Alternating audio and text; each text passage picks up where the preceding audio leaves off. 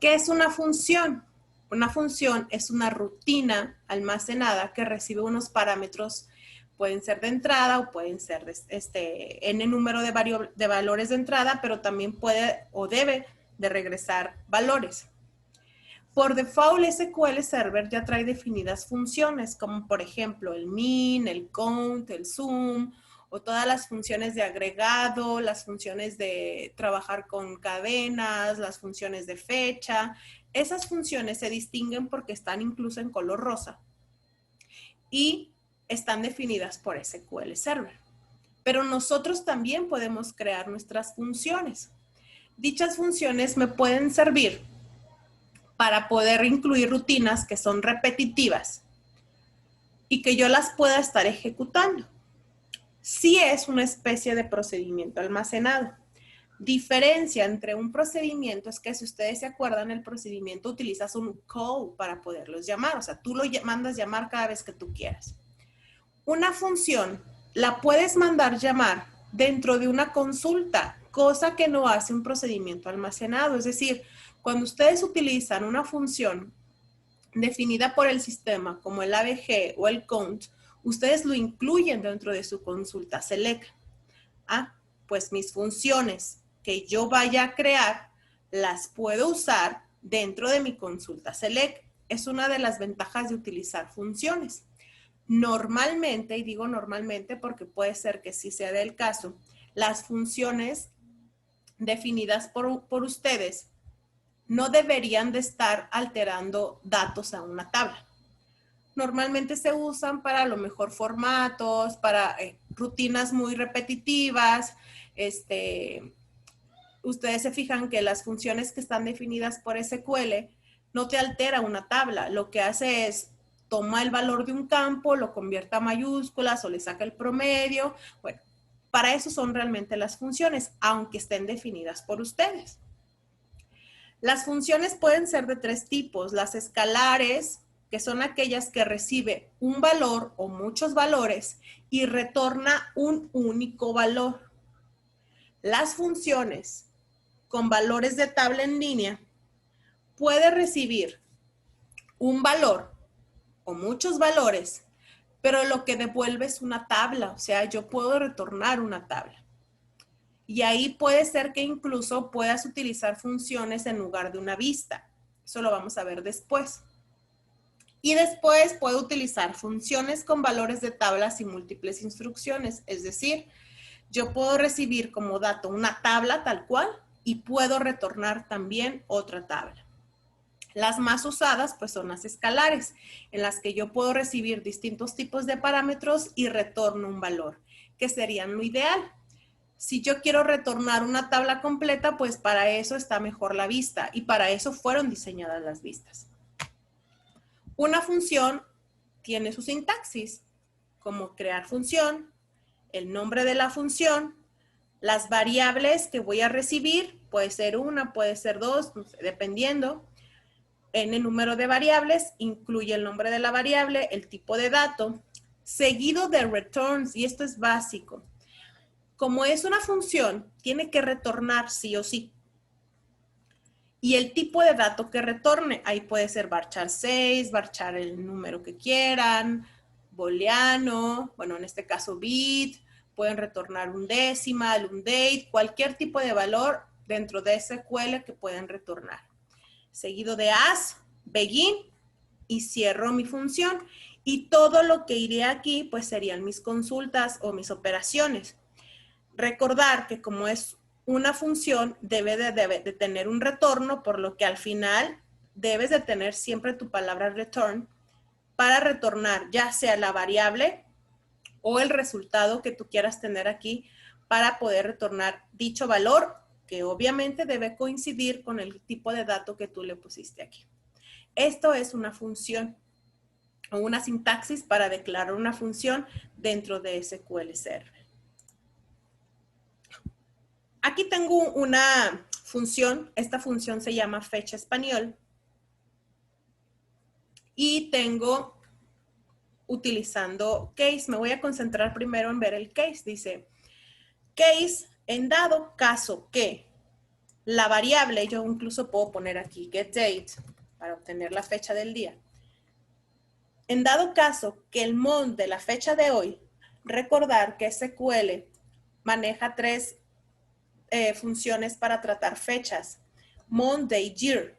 El month te devuelve el mes de esta fecha, el día de esta fecha y year, pues el año de esta fecha. Entonces, si yo hago esto, dice, en dado caso que la fecha de hoy obtiene el month, obtiene el mes.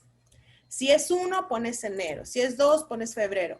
En este caso, como es 10, pues te debería demostrar octubre. Pero si yo lo pongo en una función, creo mi función, el nombre de mi función, seguido del parámetro que voy a recibir. Aquí lo que estoy diciendo es que voy a recibir una variable llamada dateValue de tipo datetime o de tipo date, también lo pueden poner, las dos opciones son correctas. Retorna un varchar y recordar si yo pongo max es el número máximo. Como es un tipo de dato variable, puede darse el caso de que si yo regreso 6 valores, el texto es de tamaño 20, pues todo lo demás no se utiliza.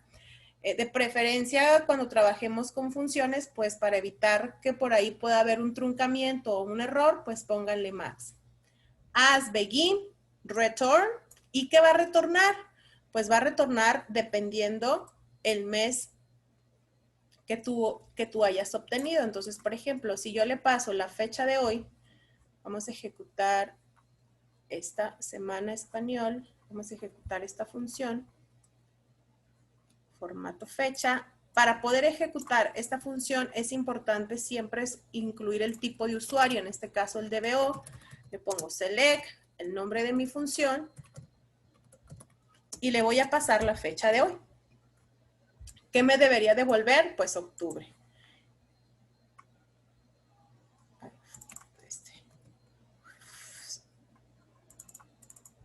¿Sí? Fecha español, lo ejecuto y me devuelve octubre. Hasta aquí, esta es una función simple.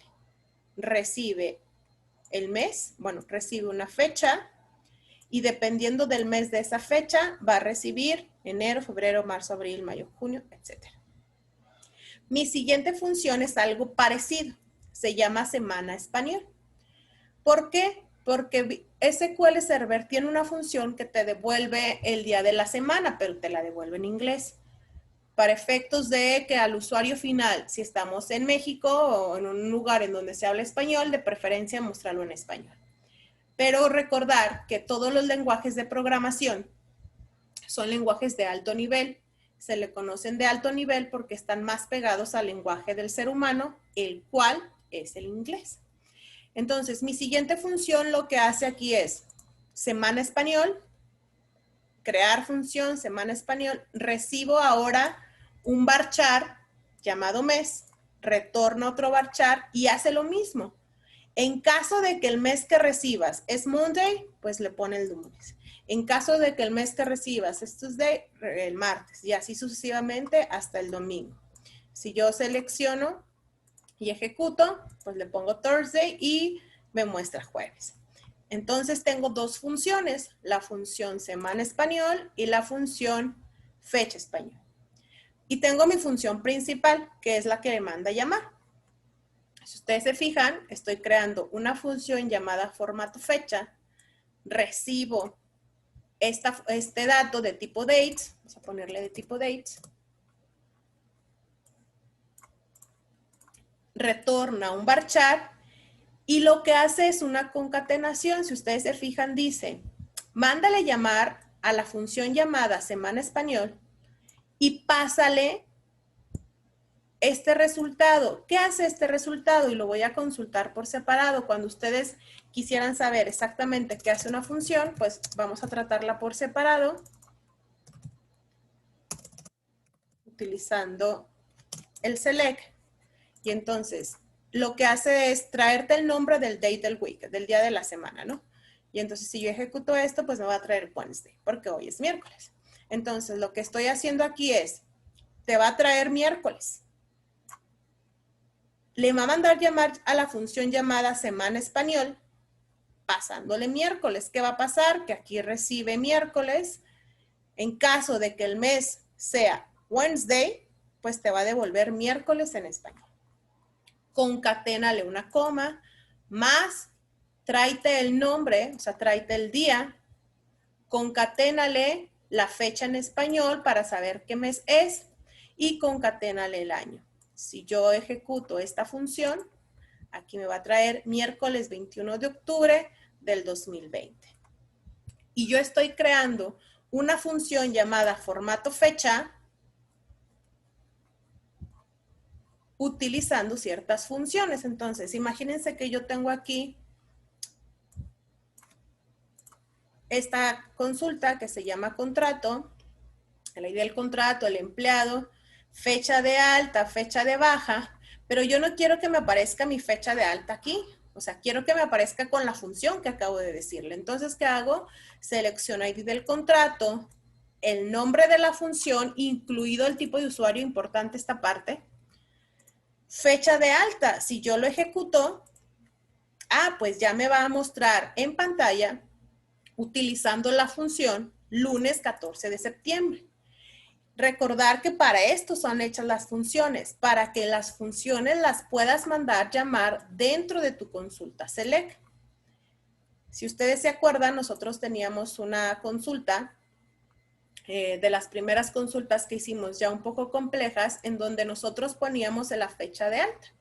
Le estoy incluyendo la función que acabamos de crear. Y si ustedes se fijan, pues ya aparece, ¿no?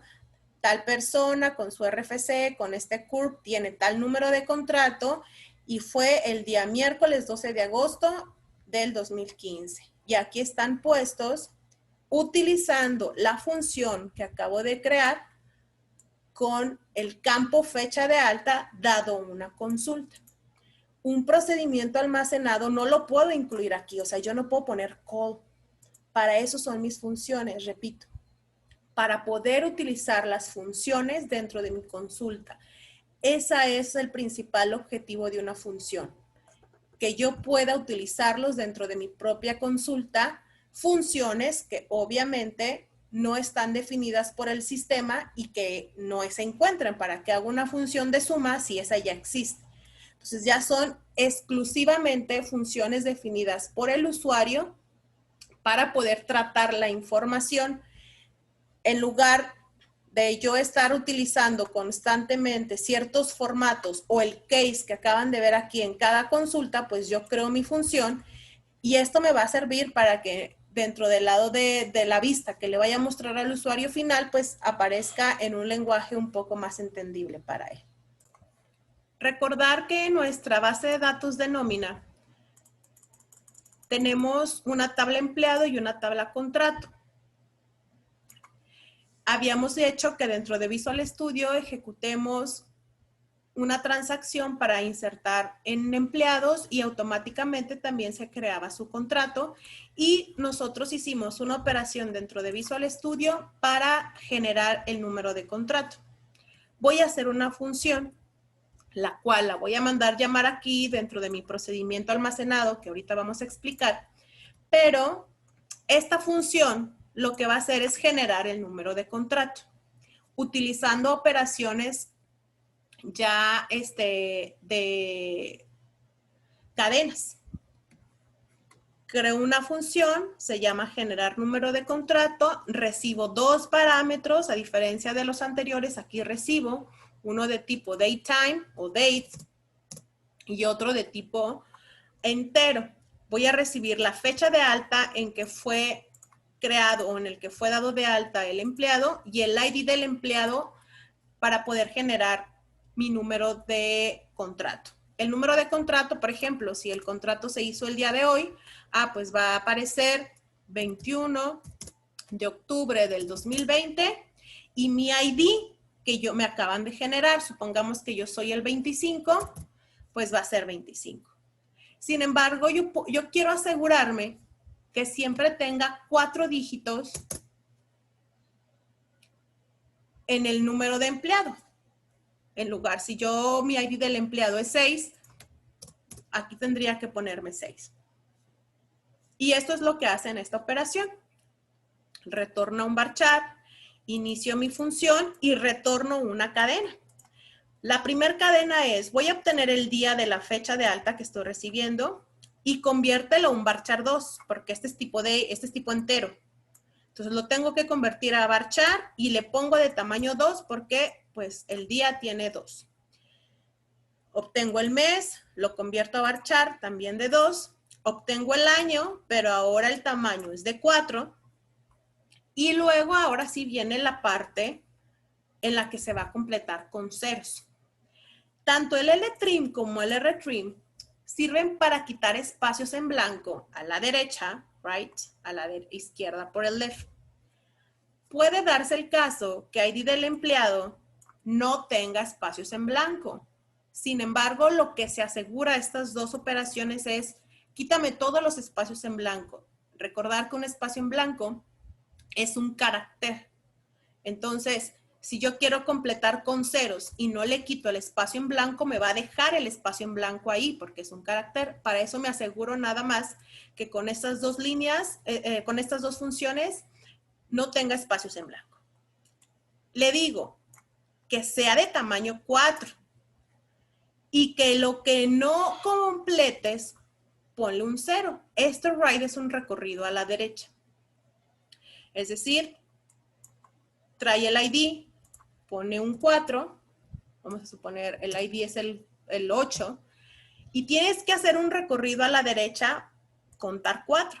1, 2, 3, 4. Ah, como se da cuenta que el 8 es de un solo campo, él va a rellenar con 3 ceros el valor que le queda.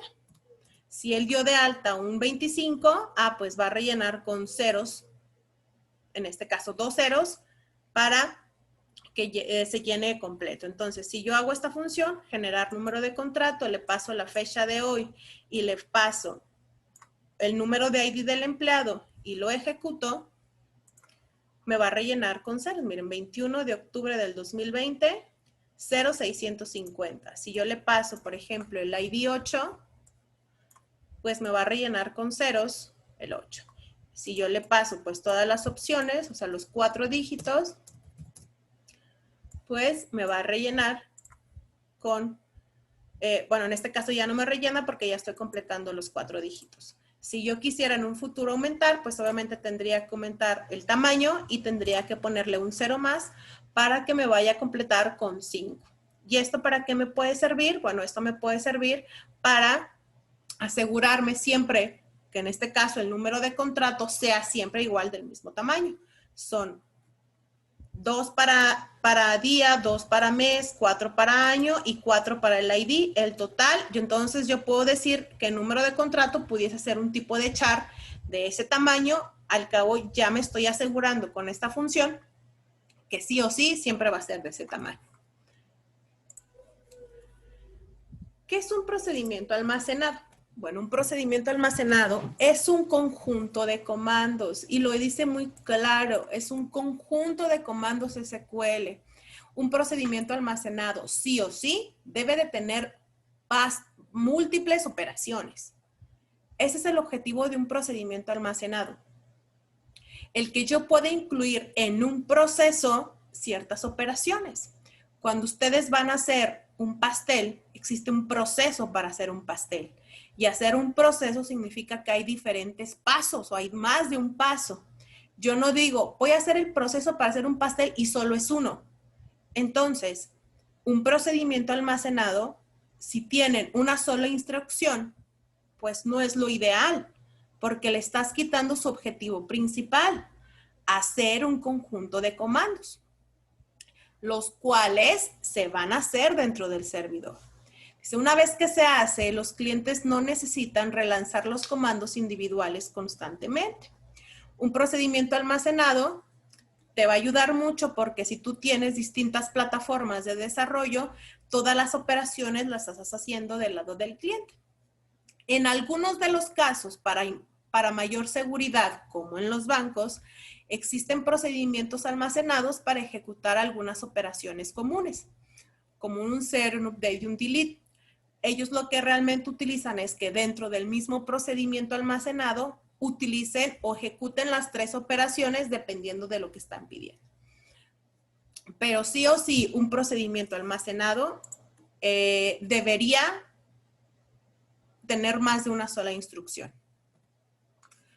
Un procedimiento almacenado puede recibir parámetros de entrada, puede devolver valores de salida, ¿cuántos? Pues los que sean necesarios. Ejecuta instrucciones para modificar tu base de datos. Puede incluso devolver valores de estados, y aquí utilizo la parte de transacciones, es decir, si algo se hizo bien, pues ejecuta todas las operaciones, y si no, pues deberías aplicar rollback. Y repetir que dichos procedimientos almacenados son muy útiles dentro de la arquitectura cliente-servidor. La sintaxis o los elementos básicos de un procedimiento almacenado pues son los parámetros de entrada, los parámetros de salida, la parte de declaración de variables y todo el cuerpo del procedimiento almacenado. Puede darse el caso que dicho procedimiento no reciba ni retorne valores y no hay ningún problema por ello. El procedimiento almacenado, su sintaxis básica pues es el create o alter o drop, el procedimiento, nombre del procedimiento, los parámetros que voy a recibir, as, begin y end. Y aquí van incluidas todas las sentencias. Pero cuando nosotros estamos creando bases de datos, la base de datos debe de tener 4 características primordiales que ya vienen implícitas, que nos va a permitir asegurar nuestra integridad en la información. Si yo hago un procedimiento así, tan simple como lo ven, no estoy asegurando esa operación. Para eso yo necesito incluirle 2 conceptos más. ¿Cuáles? Transacciones y el manejo de errores utilizando el try-catch. ¿Por qué son importantes? Bueno, son importantes porque si hay un error, debería de dejar mi base de datos como estaba. Y eso lo haces con el rollback. Recordar que si yo estoy utilizando un procedimiento almacenado, lo indicamos que es un conjunto de operaciones. Y al ser un conjunto de operaciones, pues todas deben ser tratados como un todo. Es decir, si yo tengo 2 insert, 2 update y un delete, pues esas son un todo. Y para que se hagan un todo, lo tengo que incluir dentro de una transacción. ¿Y qué es una transacción? Es un conjunto de operaciones. Si se fijan, de alguna otra manera está trabajando con el mismo concepto que tiene el procedimiento, conjunto de operaciones, las cuales van a ser tratadas como una única unidad. Y estas transacciones pues te ayudan a que tu base de datos siga cumpliendo sus 4 propiedades fundamentales: atomicidad, coherencia, aislamiento y durabilidad. Por default, la transacción más simple es un insert, un update o un delete. Es decir, sin que yo se lo indique, cuando ustedes generan un insert, por default ya es una transacción. Yo hago una operación, hago un insert, incluí dentro de mi tabla un tipo de dato autoincrementable, que es un scope identity. Scope identity es una función que tiene SQL para estar autoincrementando ese valor. Entonces, resulta que yo hago un insert, ese insert me falló, vuelvo a hacer el insert y me vuelve a fallar, y en la tercera vez que me hace bien el insert, el autoincrementable ya está en 3. ¿Por qué? Porque aplicó rollback, pero nunca aplicó rollback en la función. Entonces, por default, SQL Server ya maneja como transacciones únicas las operaciones simples como el update, como el delete y como el insert, sin que yo se lo indique. De ahí el por qué no es necesario hacer un procedimiento almacenado para hacer una instrucción insert cuando por default ya cumple la parte de atomicidad, coherencia y aislamiento por ella misma. Cuando yo manejo transacciones, las transacciones que estas funciones o estas instrucciones están definidas dentro del tipo de dato TCL. Yo hago un begin transaction o begin tran, las 2 opciones son correctas. Begin transaction para poner todo lo que voy a hacer dentro de mi transacción. Si algo sale bien, perdón, si algo sale mal, va a aplicar rollback. Y si todo sale bien, pues va a aplicar commits. ¿Cómo sé cuándo sale bien? ¿Cómo sé cuándo sale mal? Bueno, para eso se tratan los errores y para eso se tratan los errores con el manejo de excepciones, el try-catch dentro de SQL Server, el cual es muy idéntico al uso que ustedes normalmente utilizan dentro de .NET. ¿Qué características tiene? Bueno, aquí le estoy iniciando begin try, el grupo de instrucciones que voy a ejecutar, end try, el grupo de instrucciones, begin catch, el grupo de instrucciones, cuando hay un error, cierras en catch. Importante, cuando todo sale bien aquí, nunca entra el catch. Es decir, si se ejecutó correctamente todas mis instrucciones, pues nunca entra el catch. Si hubo un error aquí, entonces se queda hasta donde ocurrió el error, se va el catch y hace todo el conjunto de instrucciones que tú le pongas en el catch. Y si ya lo uno con un transaction, pues entonces yo sé que si algo salió mal, pues tengo que aplicar rollback. Y de ahí el por qué, entonces yo tendría que poner mi rollback transaction dentro del catch. El try catch maneja funciones definidas, el cual tiene número de error. Número de error, lo que hace es una función que te devuelve cuál es el número, 15, 20, 23. No es muy entendible para el usuario, pero por eso podemos poner el mensaje de error. Cuando ustedes ejecutan una consulta, si se fijan, normalmente te ponen color rojo el error que ocurrió. Ah, bueno, esto lo hace con la función mensaje error. Entonces, cuando utilizo un try catch, si yo quiero saber cuál fue el error, pues puedo utilizar la función mensaje error.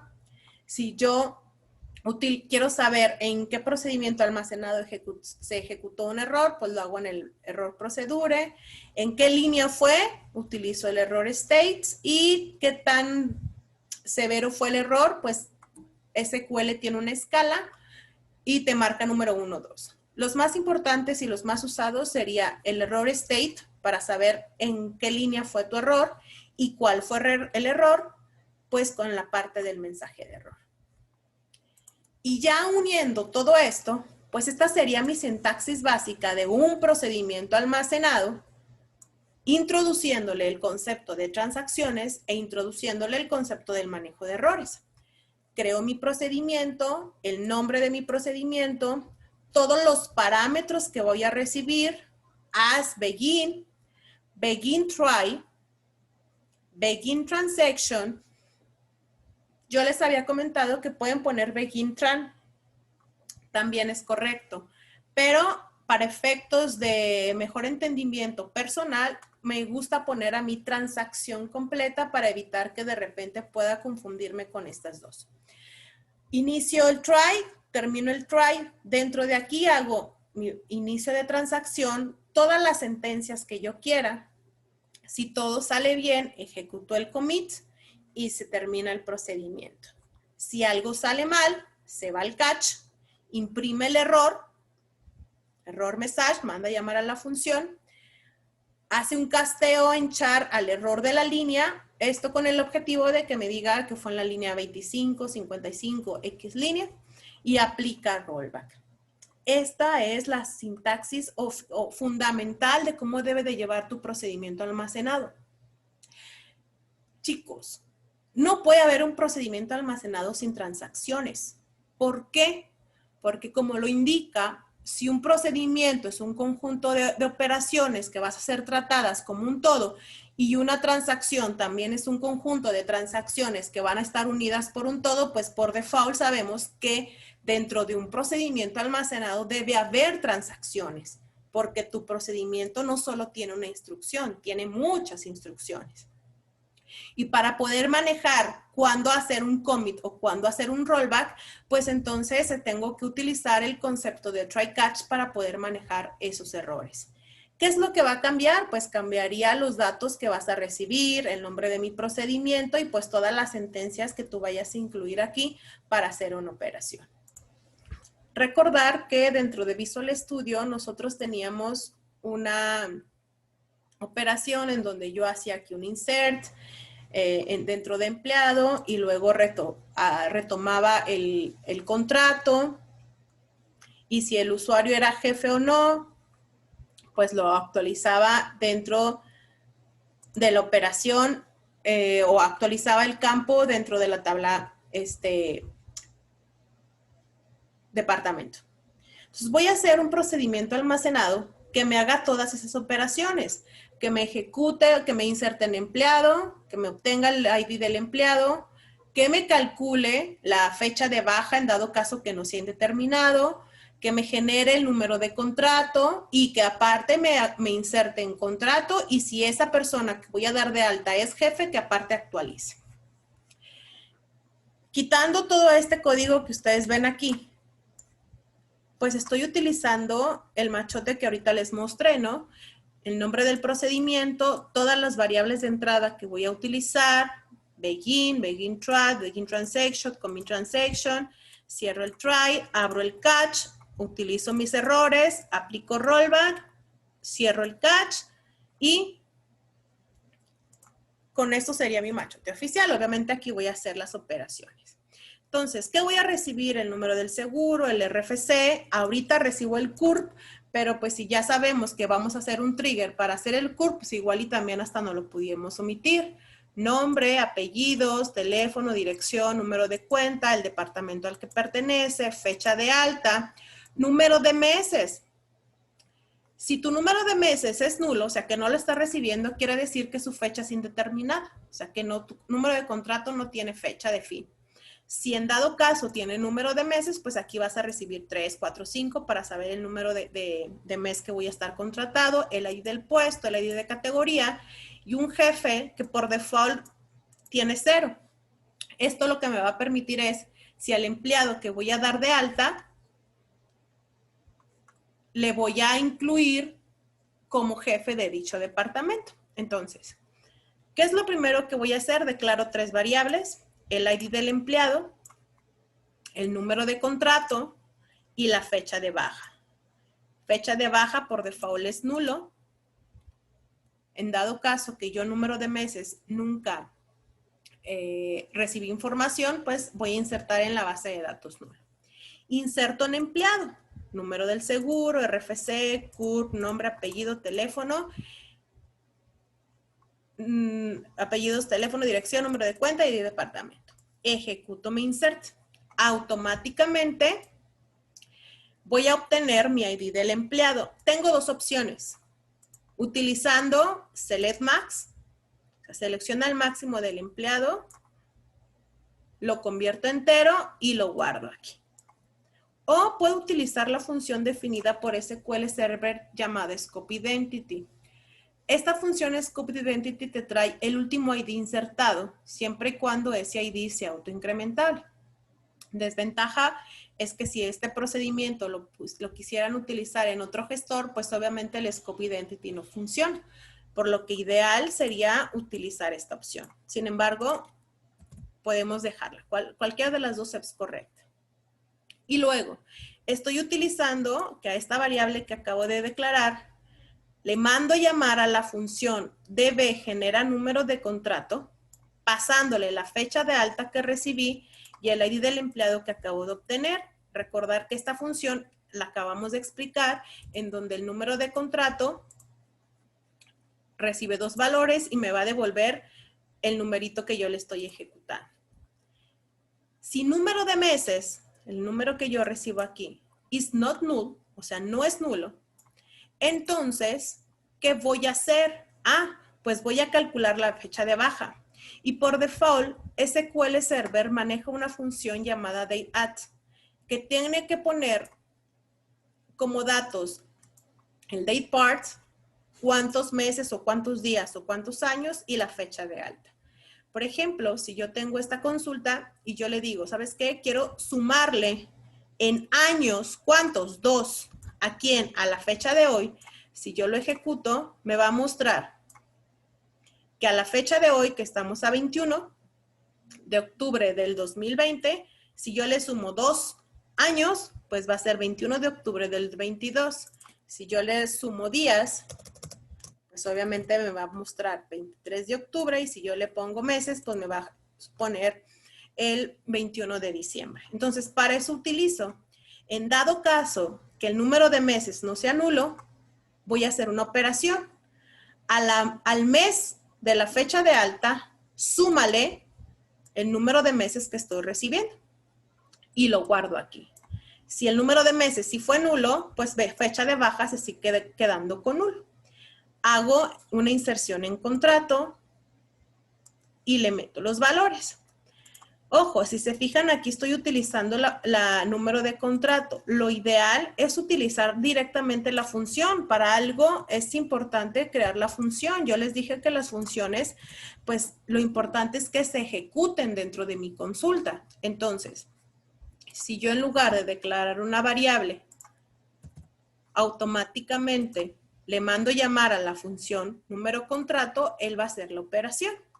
Fecha de alta, fecha de baja, el ID del puesto, el ID de categoría y el ID de departamento. Jefe, si es diferente de 0, significa que este empleado al que acabo de dar de alta va a ser el jefe del departamento. Entonces, si jefe es diferente de 0, actualiza departamento, set jefe es igual al ID del empleado que acabo de ejecutar, donde el ID del departamento sea igual al que acabo de recibir. En caso que no, pues no se hace este update. Si todo sale bien, aplica commit. Si algo sale mal, aplica rollback. ¿Y qué ventaja tiene de hacer todo esto? Bueno, que dentro del lado de C#, pues yo ya voy a hacer más chiquito esta operación. Creo mi consulta y mi consulta ya nada más va a ser el nombre de mi procedimiento almacenado. Quité todo lo de transacciones porque la transacción la estoy manejando dentro de SQL Server. Genero mi consulta, en qué conexión, le indico que lo que estoy incluyendo es un procedimiento almacenado, limpio parámetros y estos parámetros deberían ser sí o sí iguales a los que están dentro de SQL Server. Aquí me falta agregar algunos. Y al final lo único que hago es command execute non-query, porque mi procedimiento no retorna valores. Y entonces todo esto que yo ya tenía aquí dentro de Visual Studio, pues ya lo voy a quitar, incluido la transacción que ustedes ven aquí. ¿Por qué? Porque todo lo manejo del lado del servidor. Y lo tengo aquí. ¿Qué pasa si yo tengo una operación o tengo una plataforma en web que voy a hacer la misma inserción? Pues lo único que hago es mando llamar al procedimiento almacenado y lo que me aseguro es que, por ejemplo, ASP, PHP o Python dentro del lado de web, pues envíe los parámetros necesarios a mi procedimiento almacenado. Y todo se quedó del lado del servidor.